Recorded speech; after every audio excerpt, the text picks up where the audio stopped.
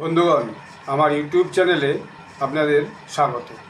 প্রথমেই আমি আপনাদেরকে জানাই যে আমি আমার চ্যানেল নামটি আজ পরিবর্তন করেছি, কারণ যেহেতু আমি মূলত জিওপলিটিক্স অর্থাৎ সারা পৃথিবীর বিশ্বব্যাপী খবর নিয়ে আলোচনা করি, তাই আমার মনে হলো যে নামটা পরিবর্তন করা একটু দরকার, যাতে এটা সহজেই জিনিসটা বুঝতে পারে যাবে কী নিয়ে বিষয়গুলো নিয়ে আলোচনা করছি।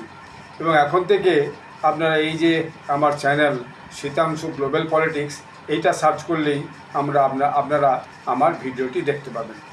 আরও একটা কথা এখানে বলে রাখি, ডিসক্লেমার দিয়ে রাখি, যেটা প্রতিদিনই আমি এখন বলছি, সেটা হচ্ছে আমি যে খবরগুলো বলি তা বিভিন্ন news channel, news portal, research findings এবং অন্যান্য যে নিউজ আর্টিকেল বেরোয় সেখান থেকে পাওয়া। ওগুলো থেকে আমি রিসার্চ করে এই সমস্ত দেশ বিদেশের খবরগুলো পরিবেশন করি, কারণ এগুলো খুব কমই বাংলা চ্যানেলে দেখানো হয়। বাংলা চ্যানেল মূলত হচ্ছে কি যে আপনার এই দেশের খবর, বিশেষত বাংলার খবর নিয়েই আলোচনা করে, এবং দেশের চ্যানেলে এইসব খবর কমই আলোচনা করে। একমাত্র যারা বিদেশি খবর রিপোর্টিং করে তারাই বেশি আলোচনা করে। যদি যে খবরটা আজকে আমি বলবো সেটা সমস্ত নিউজ চ্যানেলেই খুব ফলাও করে প্রচার করেছে এবং আজও করছে। আজকে যে খবরটা সেটা খুব মজার খবর। মজার খবরটা এই যে আপনারা বোধহয় এর মধ্যে শুনেছেন কিনা জানি না, যে আমাদের ভারতের কেরালার যে তিরুবনন্তপুরম এয়ারপোর্ট আছে, কমার্শিয়াল এয়ারপোর্ট যেখানে যাত্রী ওঠানামা করে, সেই এয়ারপোর্টে গত 17 দিন ধরে একটা ইউকে অর্থাৎ ইংল্যান্ডের একটা যুদ্ধবিমান সেখানে হচ্ছে যে দাঁড়িয়ে আছে, এবং ফাঁকা জায়গায় দাঁড়িয়ে আছে, রোদ জল বৃষ্টির মধ্যে দাঁড়িয়ে আছে। এবং সেটা বহুদিন পেরিয়ে গেল।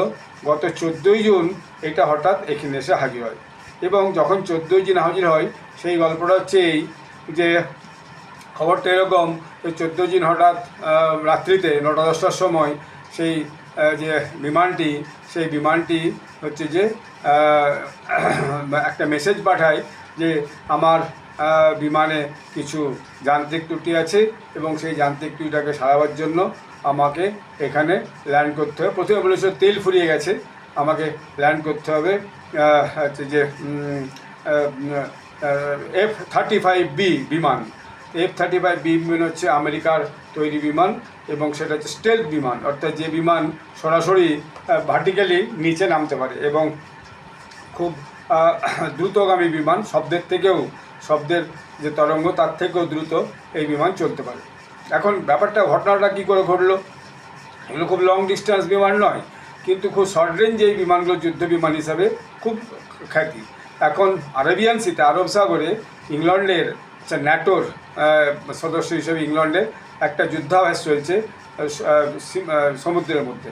তো এই যুদ্ধাভ্যাসে সেখানে যে রয়্যাল নেভি ফোর্স আছে ইংল্যান্ডের, সে রয়্যাল নেভি ফোর্সের একটা জলজাহাজ সেখানে দাঁড়িয়ে আছে এবং যুদ্ধাভ্যাস করছে, এবং সেই জলজাহাজের উপরেই এরকম যে যুদ্ধজাহাজগুলো অর্থাৎ যে যুদ্ধ বিমানগুলো, সেই বিমানগুলো রাখা আছে। আপনারা জানেন যে বড় বড় জলজাহাজে বড় বড় যুদ্ধ বিমান রাখে, অর্থাৎ জলের উপর দিয়ে অনেকটা চলে গেলো, তারপর স্থানীয়ভাবে সেই যুদ্ধ বিমানগুলোকে উড়িয়ে বিভিন্ন জায়গায় আক্রমণ করা হলো। এটা বহু পুরনো হয়ে গেছে টেকনিকটা, এটা কোনো নতুন নয়, সেটাতে ছিল। এখন কেউ কেউ বলছে এই যুদ্ধ বিমানটা আমেরিকার যে লকহিড মার্টিন বলে যে কোম্পানি আছে, সেই লকহিড মার্টিনের কোম্পানির তৈরি, এবং এটা একটা হচ্ছে স্টেলথ বিমান, অর্থাৎ সমস্ত অত্যাধুনিক যন্ত্রপাতি দিয়ে তৈরি একটা বিমান। এবং এই বিমানের একটা সবচেয়ে বেশি যে গুরুত্ব হচ্ছে যে এই বিমানকে কোনো দেশে গিয়ে যদি বম্বিং করতে যায় বা অন্য কিছু করতে যায়, নিগরানি করতে যায় অর্থাৎ তদন্ত করতে যায় বা স্পাইং করতে যায়, তো সেটা কিন্তু সেই দেশের কোনো র্যাডার ধরতে পারবে না। এটাই ওর একটা বিশেষত্ব বলে একদিন পর্যন্ত বলা হতো। কিন্তু এই যে বিমানটা এসে হঠাৎ করে একটা মেসেজ পাঠালো, যেটা ভারতের এয়ারফোর্সের কাছে পৌঁছালো যে এরকম আমার বিমানে তেল কমে আছে, আমি এখানে নামতে চাই। তো এয়ারফোর্স সেন্ট্রাল কমান্ড আলোচনা করে সেই বিমানকে তিরুবনন্তপুরম এয়ারপোর্টে নামতে দিল। তো নামতে দেওয়ার পর দেখা গেল তাতে যথারীতি তেল আছে, তেল কিছু কম নাই। তারপর দেখা গেল তাতে হচ্ছে কি যে বলা হলো যে এটাতে একটা টেকনিক্যাল গ্লিচ আছে। টেকনিক্যাল গ্লিচ মানে কি, এর একটা লিভার নাকি কাজ করছে না, ফলে এটা চাকা টাকা গুড়িয়ে নিয়ে আর উড়ে যেতে পারছে না। তো এই যে ব্যাপারটা হলো, তখন তাহলে ভারতের পক্ষ থেকে বলা হলো যে ঠিক আছে, তাহলে বিমানটাকে আপনারা নিয়ে চলুন যে হ্যাঙ্গার, অর্থাৎ যেখানে বিমান রাখা থাকে, অর্থাৎ বিমানের গ্যারেজ বলা হয়, তাকে হ্যাঙ্গার বলা হয়, সে হ্যাঙ্গারে নিজে রাখা। কিন্তু দেখা গেল যে ইংল্যান্ড কোনোভাবেই তার বিমানকে ওখান থেকে এক পাও নড়তে দিল না, এবং তার যে বিমানের যে পাইলট, সেই পাইলটও ওখানেই বসে রইল, এবং সেই পাইলট কিছুতে ওখান থেকে নড়াচড় করতে লাগলো না। এবং তারপরে সেখানে বাধ্য হয়ে আমাদের বিমানবন্দর কর্তৃপক্ষ সিআইএসএফ, অর্থাৎ যে সেন্ট্রাল ইন্ডাস্ট্রিয়াল সিকিউরিটি ফোর্সে যে জওয়ানরা সমস্ত বিমানবন্দর পাহারা দেয় বা বিমানবন্দরে টেকিং করে, তাদের গাড়ি এবং জওয়ানকে সেখানে দাঁড় করে দিল, যে যাতে এই বিমানের কেউ কোনো ক্ষতি করতে না পারে। এখন এই পর্যন্ত ঠিক ছিল, কিন্তু দেখা গেল যে সেই পাইলট কোনোভাবেই সেই বিমানের যে টেকনিক্যাল গ্লিচ, অর্থাৎ সেই লিভার উঠছে না নামছে না কিছু একটা ব্যাপার, সেটা সে কিছুতেই হচ্ছে যে ঠিক করতে পারছে না, ফলে সে ওখান থেকে উঠতেও পারছে না, এবং একদিন দুদিন নয় দীর্ঘদিন যাবৎ এইভাবে এটা পড়ে আছে। এবং বিভিন্ন খবরে যেটা জানা যাচ্ছে, এই বিমানটার এরকম হওয়ার পরে তারপর নাকি ওই যে রয়্যাল ফোর্স, ব্রিটেন রয়্যাল ফোর্সের যে জাহাজ, সেখান থেকে দুজন হচ্ছে যে টেকনিশিয়ান একটা যে হেলিকপ্টারে উড়ে এসে তারা নেমে ওটাকে সারিয়ে নিয়ে যাওয়ার চেষ্টা করেছিল, কিন্তু তাও সেটা তারা নিয়ে যেতে পারেনি, সারিয়ে উঠতে পারেনি। এবং তারপরে কোনো সূত্র বলছে এর জন্য নাকি একটা ব্রিটিশ এয়ারফোর্সের বড় ইঞ্জিনিয়ারের দল এসেছিলো, প্রায় 30, কেউ বলছে 30 জন, কেউ বলছে 40 জন। এই যে এয়ারফোর্সের দল এসেছিলো, মানে ইঞ্জিনিয়ার এসেছিলো, যারা ইঞ্জিনিয়ার এই ফ্লাইটটাকে ঠিক করে, যুদ্ধ বিমানটাকে ঠিক করে ফেরত নিয়ে যাবে, তারাও কিন্তু এইটা ঠিক করতে অসমর্থ হয়। ফলে সে বিমান সেই থেকে আজও প্রায় 17 দিন হলো সেখানে পড়ে গেছে, এবং এরপর এই বিমান নিয়ে আজ পর্যন্ত প্রতিদিন নতুন সব খবর বের হচ্ছে, এবং এইটাকে নিয়ে চারিদিকে যে আজকাল সোশ্যাল মিডিয়া বুঝতে পারছেন, এই Facebook, Twitter, x handle, Instagram, এইসবে প্রচুর মিমস চলছে। এবং শুধু আমাদের দেশই নয়, চায়নার থেকেও প্রচুর মিমস পড়াচ্ছে, অর্থাৎ আমেরিকার বিমান, যারা খুব দাম দিয়ে, প্রায় ভারতীয় মুদ্রা 1000 কোটি টাকা দাম দিয়ে যে বিমানকে বিভিন্ন দেশকে বিক্রি করেছে, বিশেষ করে ন্যাটো দেশগুলোকে বিক্রি করেছে, তাদেরকে বিক্রি করেছে তাদের সুরক্ষার জন্য, এই বিমানের হচ্ছে যে কারিগরি যোগ্যতা খুব বেশি কিন্তু নয়।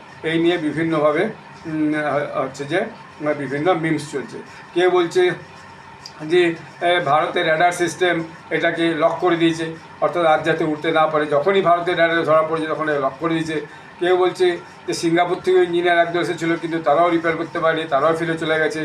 এবং এরপর লকহিড মার্টিন নাকি তারা তাদের ইঞ্জিনিয়ার পাঠাবে, তবে এটা সারিয়ে নিয়ে যাবে, এরকম একটা কথাবার্তা চলছে। এবং বিমানের ভিতরে কাউকে ঢুকতে দেওয়া হয়নি, বিমানে কে হ্যাঙ্গারে নিয়ে যেতে দেওয়া হয়নি। এবং কথা হয়েছিল যে একটা বড় যাত্রীবাহী বিমান, মালবাহী বিমান নিয়ে ওখানে নামিয়ে ওটাকে ভেতরে ঢুকিয়ে তুলে নিয়ে যাবে, এটা ভারত সরকার রাজি হয়নি। এখন 3টে দেশের ব্যাপার, একটা হচ্ছে আমেরিকার লকহিড মার্টিন, যারা এটা তৈরি করে, কিনেছে কারা? ইংল্যান্ডের জাহাজের মধ্যে ছিল, সেখান থেকে উড়ে নাকি এই যুদ্ধ জাহাজটা সিঙ্গাপুর যাচ্ছিলো। এবং কেউ বলছে এটা যাওয়ার পথে নাকি যে ভারতের যে সমুদ্র উপকূল, সেই সমুদ্র উপকূল দিয়ে যাওয়ার জন্য সেক্ষেত্রে ভারতের র্যাডার ধরে নিয়ে এটাকে লক করে দিচ্ছে, ফলে এই নামতে বাধ্য হয়েছে। এবং আরও অনেক রকম কথা বলছে। এর মধ্যে আসল সত্য নাকি এখনও পুরোপুরি প্রকাশ্যে আসেনি, কিন্তু যেটাকে নিয়ে খুবই আলোচনা হচ্ছে যে this could B A security threat to India, অর্থাৎ এটা এমন হতে পারে যারা ভারতের যে সিকিউরিটি, বিশেষ করে ভারতের যে র্যাডার সিস্টেম, সেই র্যাডার সিস্টেম এইগুলোকে ধরতে পারে কি না, র্যাডার সিস্টেম কত উন্নত, সেইটা নিয়ে হচ্ছে কি যে এরা জাসুসি, অর্থাৎ এরা হচ্ছে যে গুপ্তভাবে তথ্য সংগ্রহ করতেছিল। কিন্তু ভারতের রেডার সিস্টেম এতই উন্নত যে এই ফ্লাইটটাকে, এই যুদ্ধ বিমানটাকে ধরে নিয়েছে এবং তাকে এমনভাবে লক করে দিচ্ছে, সেই লক আর কিছুতেই খুলে যাচ্ছে না। এবং আমেরিকা থেকে যে একদল লকহিড মার্টিনের যে একদল ইঞ্জিনিয়ার আসার কথা ছিল, যারা একটা সার্ভে টেকনিশিয়ান আসার কথা ছিল, ভারত সেখানে অনেকগুলি শর্ত দিয়েছে, প্রায় 10-12টি শর্ত দিয়েছে। প্রথমত হচ্ছে ভারতের ইঞ্জিনিয়ারের সামনেই করতে হবে, তারপর হচ্ছে তাকে হ্যাঙ্গারে নিয়ে এসে করতে হবে, এবং প্রতিদিন 26,000 টাকা করে এখানে যে এয়ারপোর্ট চার্জ, সেই এয়ারপোর্ট চার্জ দিতে হবে, এবং কিভাবে কি এটা হলো সেটা আমাদেরকে জানতে হবে, এবং এর ভিতরে কি আছে, যেটা ককপিটে কী আছে, অর্থাৎ বিমানের তলে অনেক জিনিসপত্র নিয়ে যাওয়া হয়, সেই কী আছে যুদ্ধাস্ত্র সংক্রান্ত যুদ্ধ হতেছিল সেটা, এবং কেন এই এই যুদ্ধ বিমান ইংল্যান্ডের ভারতীয় সমুদ্র পুল দিয়ে যাচ্ছিল, যেখান দিয়ে তার যাওয়ার কথা নয়, এবং সেখান দিয়ে কেন যাচ্ছিল, এর সমস্ত যাবতীয় বিস্তারিত দিতে হবে। এবং ভারতের সমস্ত তথ্য না জেনে কাউকে হচ্ছে কি যে এতে ঢুকতে দেবে না।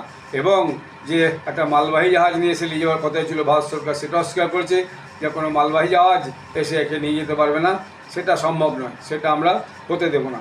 ফলে এখন এই নিয়ে একটা বড্ড ব্যাপার চলছে, সমস্ত মিডিয়া এটা নিয়ে এখন আলোচনা করছে যে ব্যাপারটা কি দাঁড়ায়। এবং দেখা যাচ্ছে যে ভারতের যে রেডার টেকনোলজি, সেই রেডার টেকনোলজি এত উন্নত মানের যে বিদেশি বিমানকে যদি সত্যি সত্যিই লক করে দেয়, যার ফলে তার উড়ান ক্ষমতা বন্ধ হয়ে যায় এবং তাকে নামতে বাধ্য হতে হয়, তো সেইটা একটা মারাত্মক ব্যাপার এক। আর দ্বিতীয়ত হচ্ছে আমেরিকা যেটাকে স্টেলথ এবং সবচেয়ে উন্নত প্রজাতির বিমান বলে বিভিন্ন দেশকে বিক্রি করছিল, সে তার বাজারও হচ্ছে যে একদম ডাউন হয়ে যাবে। ফলে আমেরিকা এখন সেই ব্যাপারে একটু খুব চিন্তিত হয়ে পড়েছে। এবং ভারত সরকার সঙ্গে আগামী দিনে যে খুব একটা এই ঠান্ডা লড়াই করতে যে সুবিধা হবে না, এইটা ভারত তার টেকনোলজি এবং ভারতীয় বায়ুসেনা সেটা কিন্তু বুঝিয়ে দিয়েছে। এটা ভারতের কাছে একটা মস্ত বড় জয়ের ব্যাপারের মতো দাঁড়িয়েছে। আগামী দিনে এটা কীভাবে ফাইনালি ভারত থেকে উড়ে আবার সেই যে যুদ্ধ জলজাহাজ ইংল্যান্ডের আছে আরাবিয়ান সিতে, সেখান পর্যন্ত ফিরে যায়, সেইটা দেখার অপেক্ষায় থাকবে। এবং তার জন্য আরও অনেক রকম বিভিন্ন ঘটনা আগামী দিনে আমরা দেখতে থাকবো। তো এই সমস্ত ঘটনা যেরকম হবে সেগুলো আমি আপনাদের কাছে যেমন যেমন খবর পাবো, খবর যেগুলো পড়বো জানবো, সেগুলো আপনাদের কাছে আমি বলবো। আপনারা এই চ্যানেলটি সাবস্ক্রাইব করবেন। আপনারা সবাই ভালো থাকবেন। ধন্যবাদ, নমস্কার।